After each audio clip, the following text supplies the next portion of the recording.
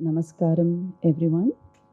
Uh, Thank you, Idea Clinics, and happy International Yoga Day to everyone. Such a privilege to be speaking on the International Yoga Day. Um, let's just remember the theme for this year is Yoga for Healthy Aging. Yeah, doesn't necessarily mean we start practice when we are older. The foundations of healthy living start very, very early.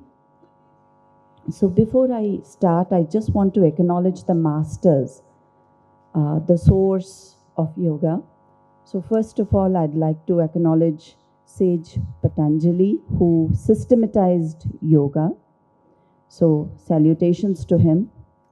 And then salutations to what Sadhguru has referred as the source of yoga, Adiyogi.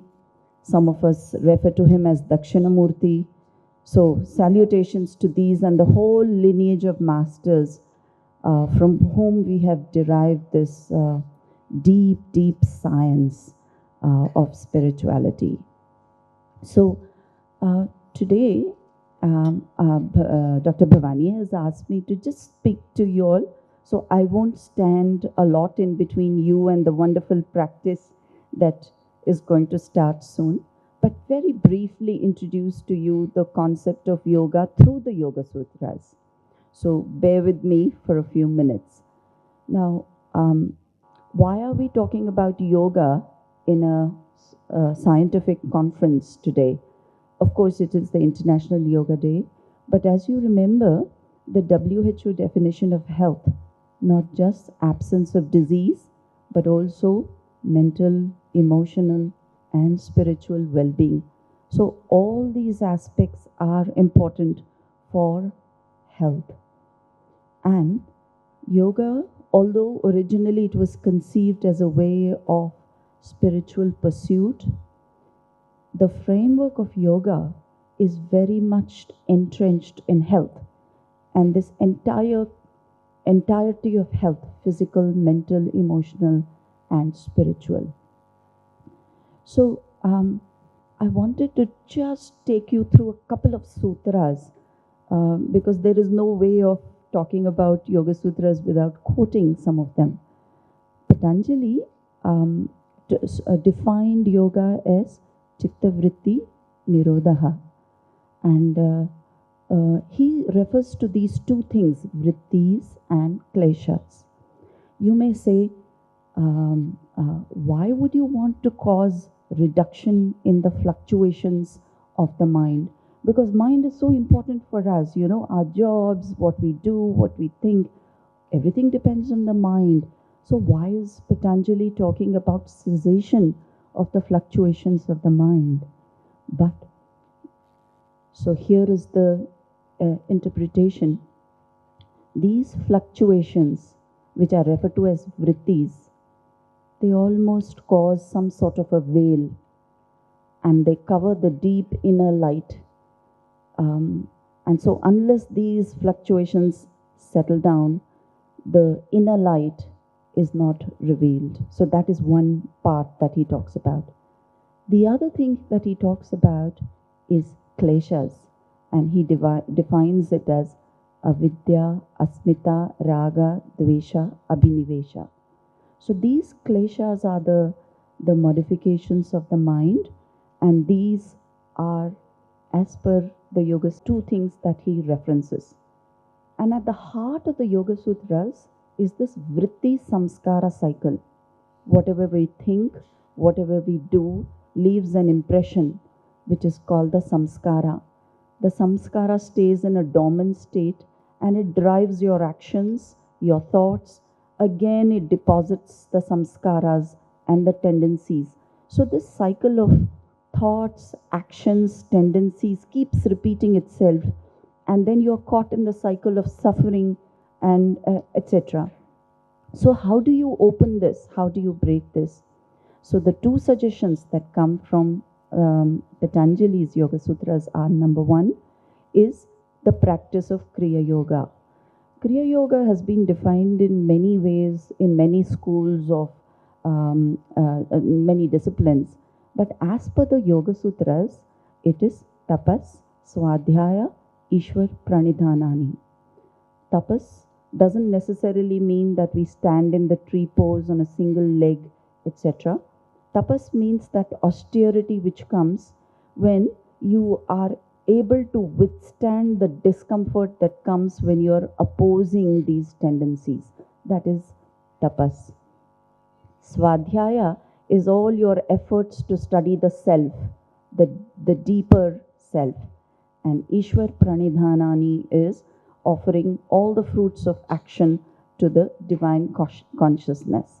So, Tapas Swadhyaya Ishwar Pranidhanani is the other very important Yoga Sutra. Now I want to talk to you about Ashtanga path.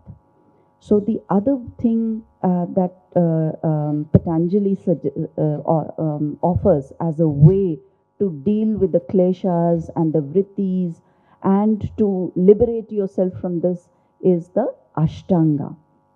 Now, in modern day, yoga is a lot about the asanas and the postures. I wanted to just take a moment to kind of remind that asanas are one part of an eightfold path as per the Ashtanga. The other aspects, yama, niyama, pratyahara, pranayama, asanas, dharana, dhyana, and samadhi, these are all equally important.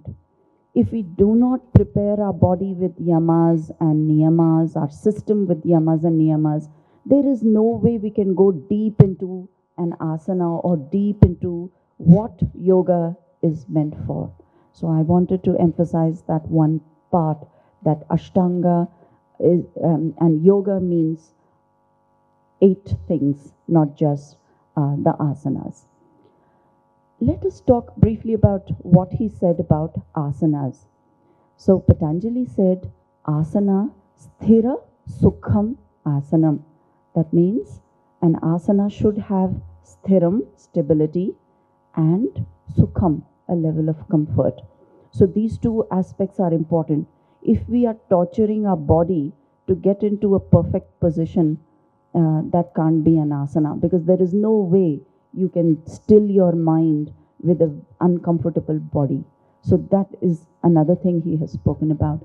So I want to remind you, I mean, particularly in the Western world, yoga is now about wearing, Lululemon pants, carrying a bottle of water, and then heading off to a yoga studio.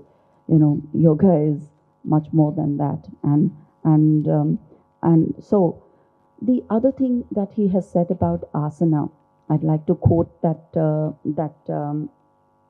so he has said, Prayatna Shaitilya Ananta Samapattibhyan. So when the effort that we make, the posture is mastered only when we relax that unnecessary effort and get absorbed into the Ananta or the infinite awareness. Right. Now the other important aspect of our yoga practice is the breath. I cannot emphasize enough how important this is. Breath is a bridge between the body and the mind. And so, although breath is an involuntary thing, it happens even if you don't will it, there is a voluntary component to it. And that is the thing that is developed in yoga. So that conscious regulation of inhalation and exhalation, sometimes the retention, is what is called pranayama. And Yoga Sutras define this quite beautifully. Tasmin sati shwasa prashwasa gati vichcheda pranayama. So it's a conscious regulation of the inhalation and the exhalation practiced on the foundation of a steady and comfortable posture. Then it talks about tataha kshiyate prakashavaranam. Through pranayama, the veil that obscures our inner light begins to dissolve. So this is the other purpose of pranayama. Dharanashu cha yogyata manasaha. With practice of pranayama, the mind becomes fit for concentration. Now, just reflect on our modern life. We are constantly thinking, overthinking, we are anxious, restless, and sometimes our mind is just not in our control.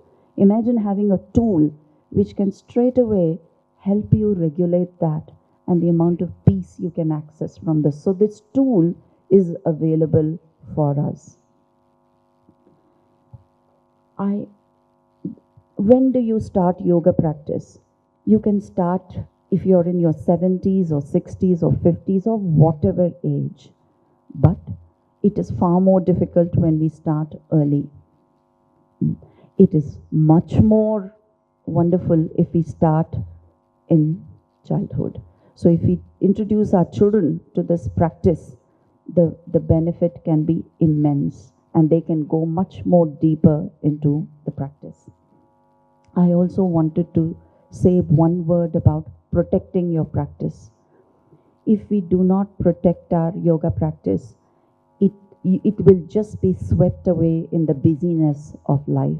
So it's very important that it becomes a non-negotiable and we protect our practice. This is a gift to humanity. And I think as Indians, we must be immensely proud that yoga has survived eons. It has traveled to different parts of the world. It's embraced by people of different races, etc. And at the heart of it is spiritual well-being, emotional and mental well-being. So, finally, I won't take much of your time. On this International Yoga Day, let's remember, the wisdom that has been passed to us from our sages. This practice has to be protected. Let us start this practice very early. Let's introduce our children to it. Let's spend a few moments every day developing a practice with posture, with breathing, with yamas, with niyamas, because our well-being is at the center of it. And finally, I'd like to say that it is one of the best gifts that we can give to ourselves and to our children. Thank you. Shanti. How are you all? Are you ready to do this asana? Okay, we'll try. So my name is Sriram. I'm a Isha Foundation volunteer. I have been volunteering since last 2 years. I'm a software engineer working in a company called Dazen at Hyderabad city from the last 14 years. So I think everybody knows Isha Foundation. Anybody who knows? So Isha Foundation is a non-profit organization founded by Sadhguru, who is yogi, mystic. Ma'am also mentioned Sadhguru. So we'll know a little more about Sadhguru. Everybody knows Sadhguru already? Anybody who doesn't know? Anybody who knows at least? Okay. We'll just watch a quick short introduction of Sadhguru. Okay. Across India and indeed around the world. President Pranab Mukherjee felicitating Sadhguru for all his spiritual contribution. You're just an amazing person. Great talking to you, today. I look forward to our next time. I've been following him for a while. He wrote a wonderful book called Inner Engineering. Save soil, my friend. I came across this man teaching online on YouTube, and he blew me away. He is someone who has broken the internet several times. I really enjoyed this. You gave me a lot to think about. I am so honored and so appreciative to have Sadhguru here. Learned a lot from this fine gentleman. Sadhguru, thank you for coming to Dreamforce. So grateful for you. But I really love this man because he's a motorcycle driver. He's in the world, and yet here's this massive guru.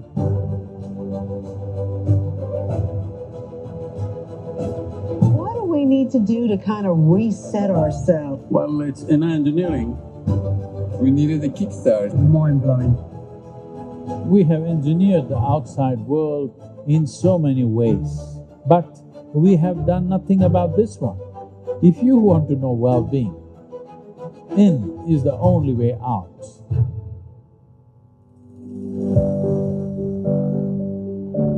I said, what will I do with $1 billion? My interest is 7 billion people. For the very first time in the history of humanity, we have the necessary resources, capabilities and technologies to address every issue on the planet. And here we are after 30 years as probably the largest event on the planet. This level of enthusiasm and aliveness, probably the only full night party on the planet without alcohol and drugs.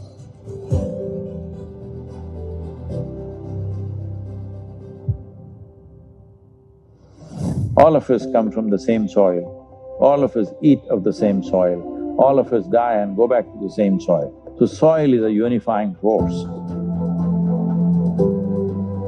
Soil is not our property, it's a legacy that's come to us from previous generations and we must pass it on as living soil for future generations. It is only by turning inward that we can create a world full of love, light and laughter. Let's make it happen.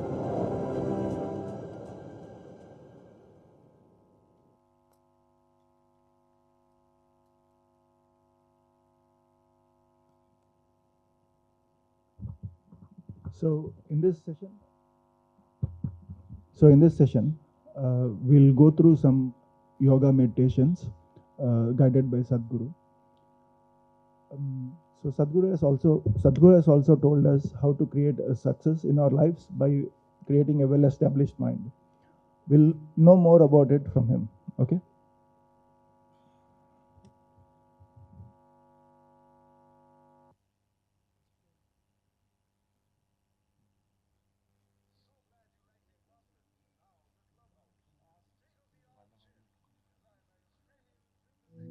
Namaskaram. Over 1 billion years of evolution of life upon this planet has brought life to an incredible level of complexity and sophistication. In simplistic terms, evolution can be seen this way. A goat might have taken 1 million years to become a giraffe. A pig might have taken many more millions of years to become an elephant, but a monkey became a human rather too quickly. So quickly that anthropologists are still looking for a missing link.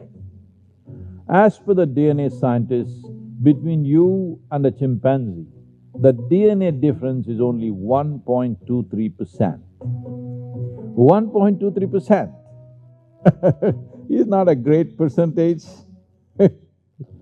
Physiologically, that's how close we are to a chimp. But in terms of our intelligence and awareness, we're worlds apart. You have an intelligence for which there is a base or foundation that is not stable enough. Hence the human mind, that is the greatest of miracles, is functioning as a misery manufacturing machine. Just see where is the manufacturing unit for all the misery. It is in your mind. A miracle has been turned into a source of misery.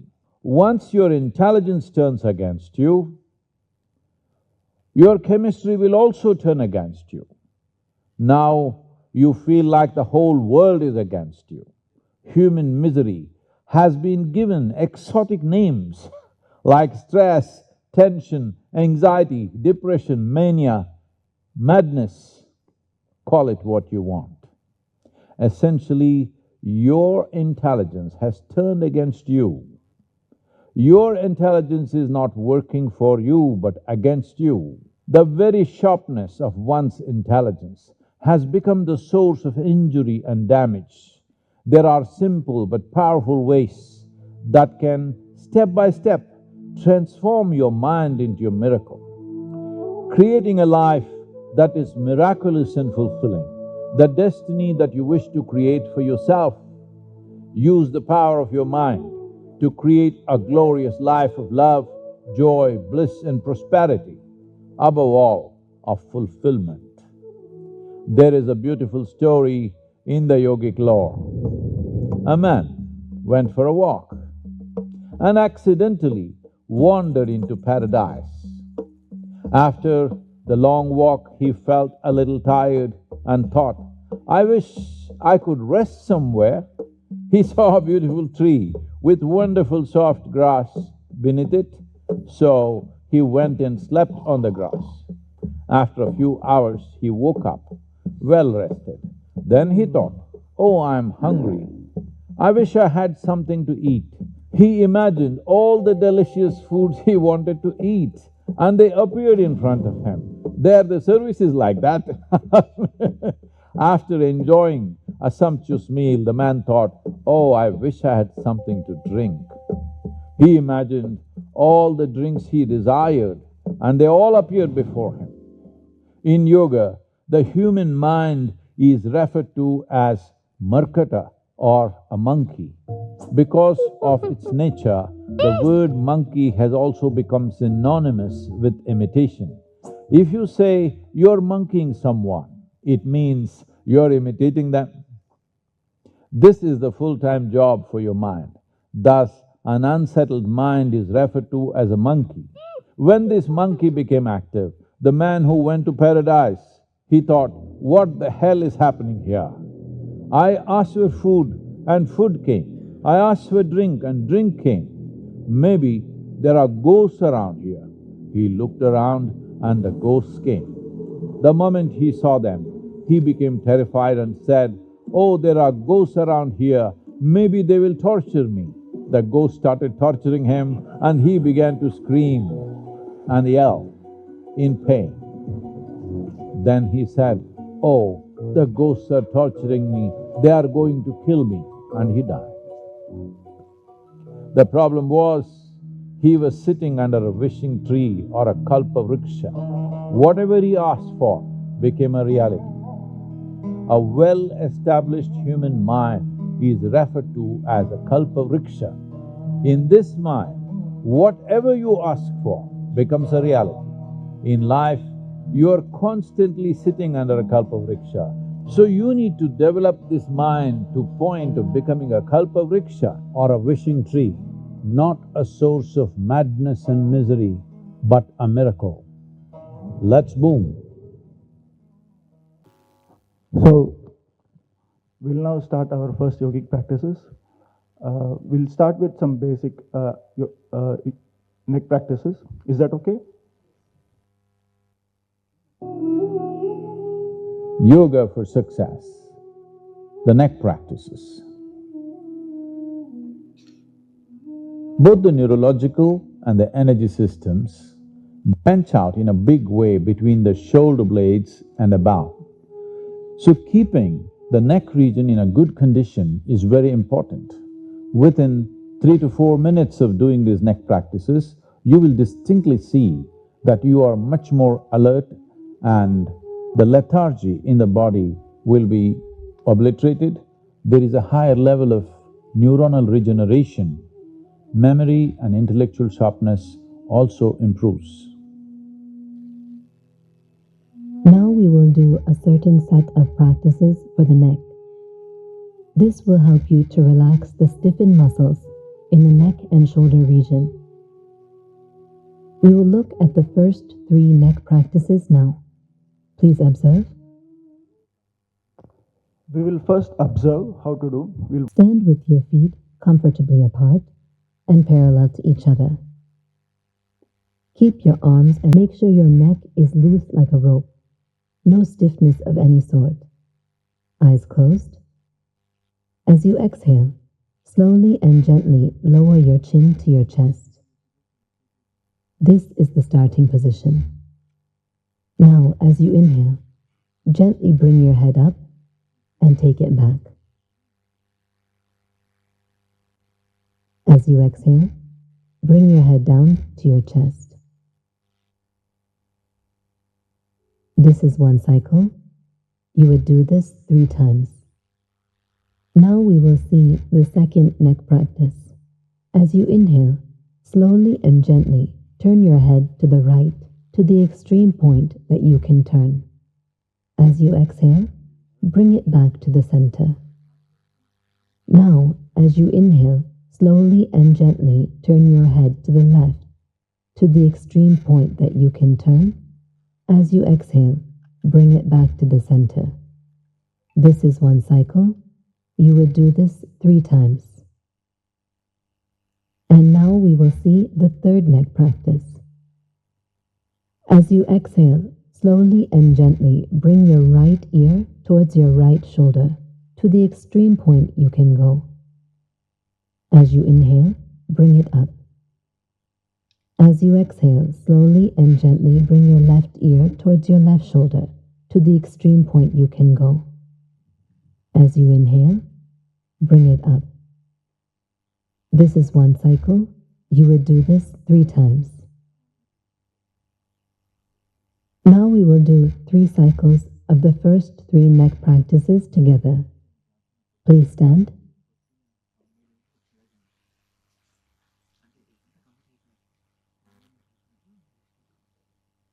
Stand with your... As you exhale, bring it down. Slowly and gently turn your head to the right. As you exhale, bring it back to the center.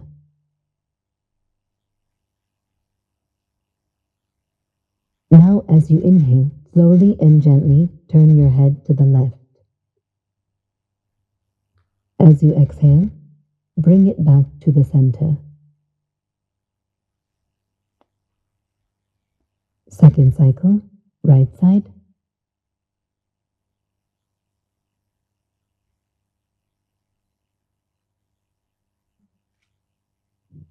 Left side.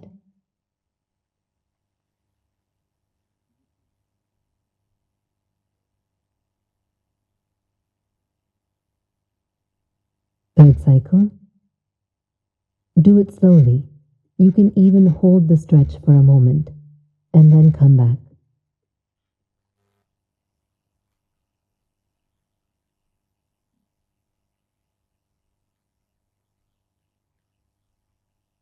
Come back to the starting position.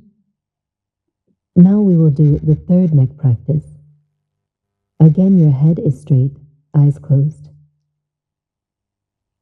As you exhale, slowly and gently bring your right ear towards your right shoulder. As you inhale, bring it up. As you exhale, slowly and gently bring your left ear towards your left shoulder. As you inhale, bring it back up. Second cycle.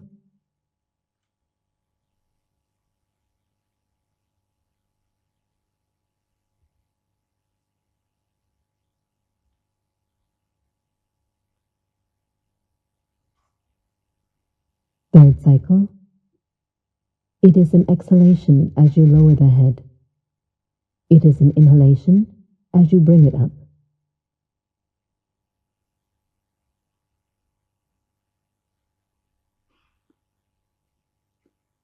When you are finished, please sit comfortably.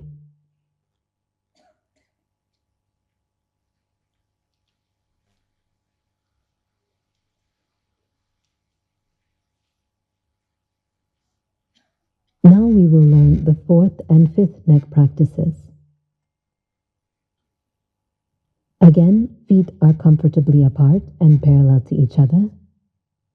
Eyes closed. As you exhale, lower your chin to your chest. This is the starting position. As you inhale, slowly and gently rotate your head towards your right shoulder. As you inhale, your head goes back. As you exhale, it comes down again.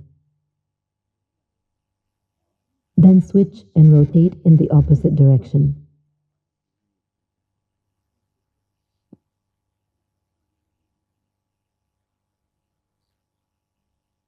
This is one cycle. You would do this 3 times. And for the fifth and final neck practice, rotate your shoulders forward. As you inhale, go up. As you exhale, come down. Do this 3 times.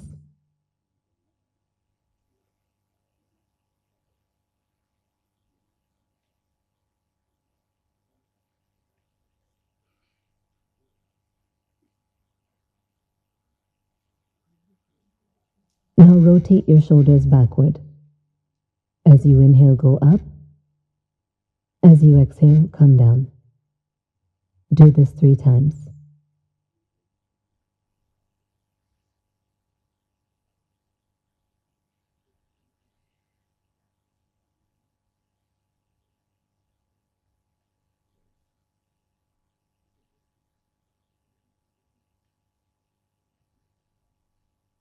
Now we will do the 4th and 5th neck practices together. Please stand. Check to see your feet are parallel shoulder. As you inhale, your head goes back. As you exhale, it comes down again. Do a full rotation, then switch and rotate in the opposite direction.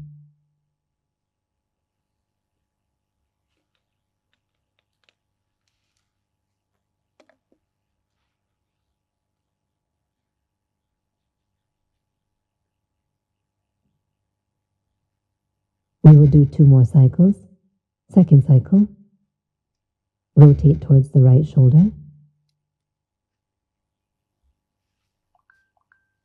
Ensure your upper body remains still as you rotate the head.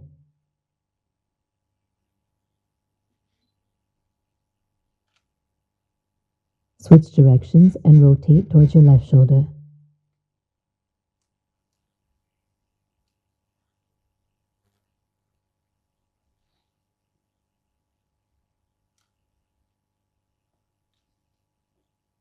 Third cycle. Do it slowly with the breathing.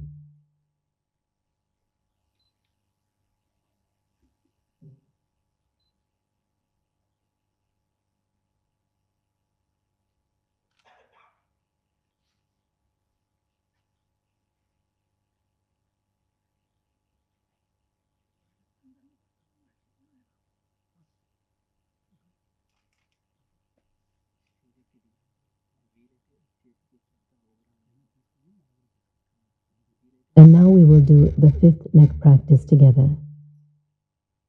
Your head is straight, upper body relaxed, eyes closed. Now rotate your shoulders forward. As you inhale, go up. As you exhale, come down. Do this 3 times. Nice. Few people already know it. So it's a 7-minute meditation practice. It will be guided by Sadhguru how to do it. Okay, we'll watch and we'll learn. We'll watch first how to do, then we'll practice. Okay.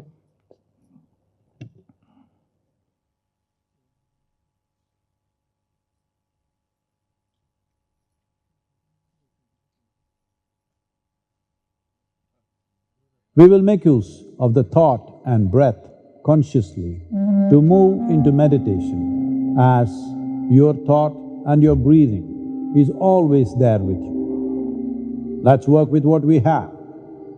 Meditation, not as a passive process, but as a dynamic and exuberant empowerment of life. To become meditative, you have to move or understand a few fundamental realities of your own existence.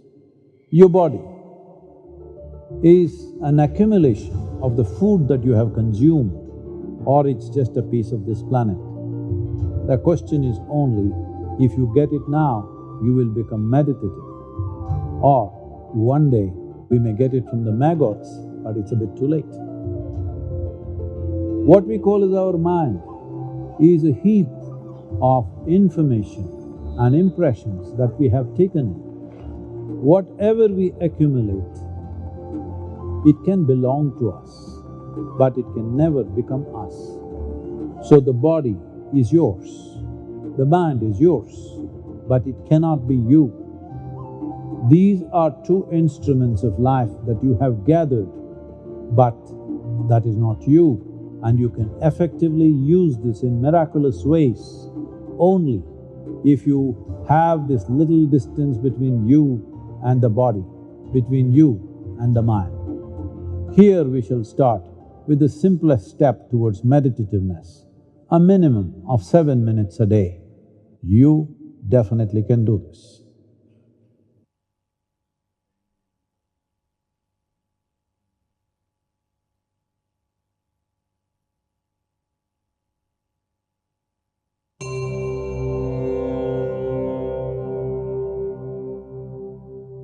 Sit in a comfortable posture. If you wish, you can rest your back, but ensure your head is not rested. Place your palms upon your thighs, facing upward, with your face slightly upturned, eyes closed, and keep a mild focus between your eyebrows. Now inhale and exhale slowly, slightly deeper than normal. With each inhalation, you take this thought, I am not the body. The inhalation should last the whole duration of the thought. With each exhalation, take this thought, I am not even the mind. The exhalation should last the whole duration of that thought. Do this for a minimum of 7 minutes. If you wish to meditate longer, you can continue. At specific intervals of 7, 12, 15, 18, and 21 minutes, there shall be a bell to guide you with the timing. If you wish to continue meditating, you can ignore the bell and stay there as long as you wish. When you feel like opening your eyes, allow yourself 20 to 30 seconds, then slowly open your eyes. We will now go through this together. Please close your eyes. Keep your face slightly upturned and maintain a gentle focus between your eyebrows. With each inhalation, take this thought, I am not the body. With exhalation, I am not even the mind. I am not the body. I am not even the mind. I am not the body. I am not even the mind. I am not the body. I am not even the mind. I am not the body. I am not even the mind. I am not the body. I am not even the mind. I am not the body. I am not even the mind. I am not the body. I am not even the mind. I am not the body. I am not even the mind. I am not the body. I am not even the mind. I am not the body. I am not even the mind. I am not the body. I am not even the mind. I am not the body. I am not even the mind. I am not the body. I am not even the mind. I am not the body. I am not even the mind. I am not the body. I am not even the mind. I am not the body. I am not even the mind. I am not the body. I am not even the mind. I am not the body. I am not even the mind. I am not the body. I am not even the mind. I am not the body. I am not even the mind. I am not the body. I am not even the mind. I am not the body. I am not even the mind. I am not the body. I am not even the mind. I am not the body. I am not even the mind. I am not the body. I am not even the mind. I am not the body. I am not even the mind. I am not the body. I am not even the mind. I am not the body. I am not even the mind. I am not the body. I am not even the mind. I am not the body. I am not even the mind. I am not the body. I am not even the mind. I am not the body. I am not even the mind.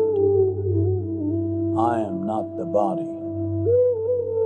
I am not the body. I am not even the mind. I am not the body. I am not even the mind. I am not the body. I am not even the mind. I am not the body. I am not even the mind. I am not the body. I am not even…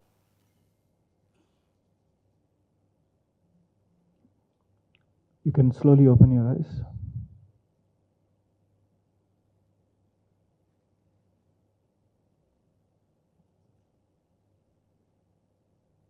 That's all. Just that you're absolutely willing, that's all it takes.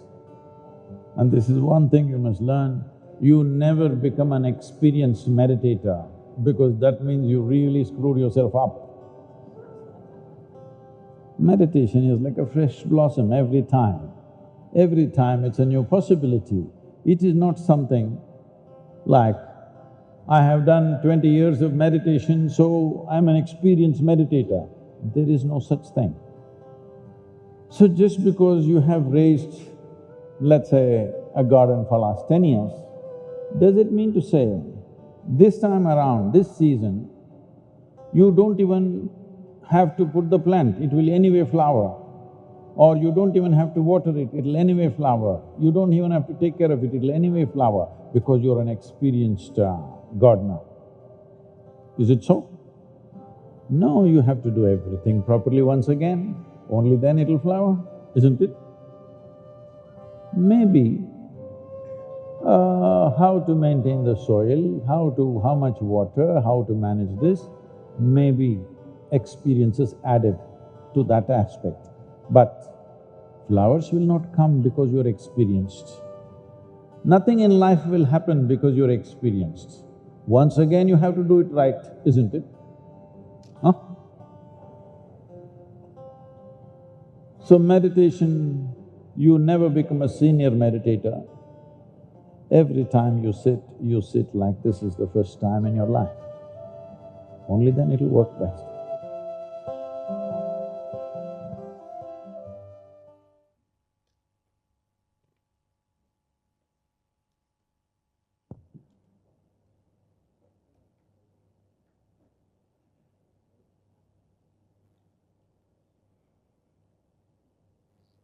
So how was the experience? It was good? So this Miracle of Mind meditation is also available in a free app called Miracle of Mind app. Transform your well-being. You can download the app from the App Store and Play Store, and you can practice this every day. So these are the two tools that we are offering today.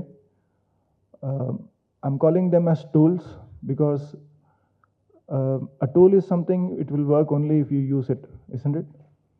For example, you have a screwdriver, but you don't use it, you just keep it in your pocket. Would it be of any use? No, right? So what we learned today, the neck practices and the miracle of mind meditation, consider them as two tools that you're taking away from here today. And you can try practicing them. Maybe if not two, at least one of them, whatever you like, try practicing them for the next 7 days and see if it helps you in any way over the time. It gives you some benefits or makes you feel better or physically more fit or something like that. If it works for you, then you continue. If it doesn't affect you anyway after 7 days, then you can drop it. Deal, right? It's simple deal. If it works, you continue. If it doesn't work, you can just drop it. Okay? Is that okay for you? Okay. So we'll conclude this session. We'll just watch a small 30 seconds video of the features of the miracle of mind before we conclude. Is that okay? Just 7 minutes a day with the Miracle of Mind app. Stay motivated with meditation streaks and rewards that keep your practice consistent.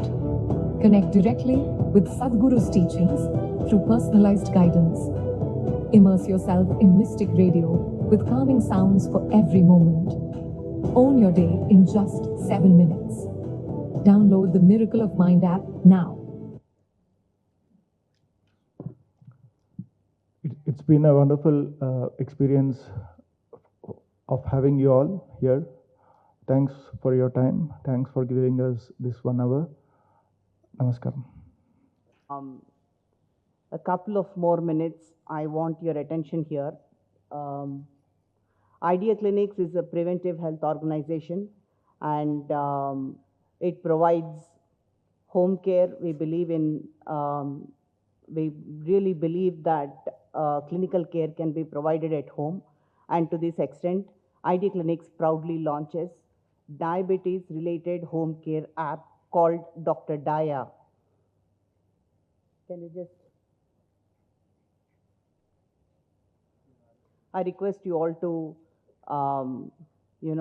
just 2 minutes and then we conclude the session, because diabetes is something which is, a silent killer, and unless we take care of it, with a lifestyle change, it takes a toll on us, and yoga and meditation is a part of the lifestyle change, and we think that everything can be done at home, the clinical care can be given at home. Thank you.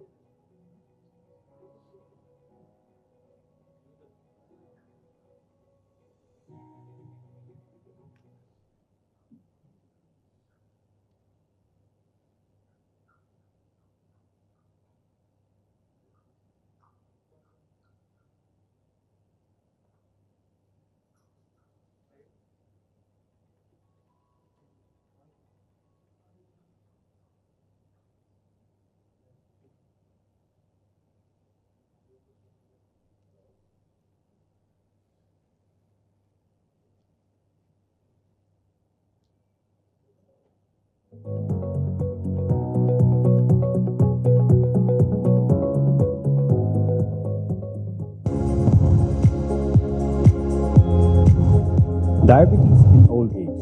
What's the smarter way to support your parents? Especially when you are an IT professional, working long hours, living in another city, and trying to manage their health from a distance. Or any working professional needing continuous glucose monitoring but fails to monitor and manage diabetes. For millions of families across India, that's the reality. Every report, every medication change, every nutrition decision, every follow-up. And that's where diabetic care gets complicated for older adults and working professionals to manage on their own. That's why we built Dr. Dia. End-to-end smart diabetes care, managed from the comfort of your home. Home lab visits by your Dia buddy, endocrinologist video consultations, continuous glucose monitoring, online pharmacy ordering. Dr. Dia is your one-stop shop for everything diabetic care needs. Dr. Dia also brings complex screenings home, like diabetic retinopathy, and diabetic neuropathy. And for more specific needs, Dr. Daya offers dedicated care packages, diabetes-related obesity, and GLP-1 management, pregnancy care, kidney care, and pre- and post-operative surgical care. Dr. Daya, helping you win over diabetes.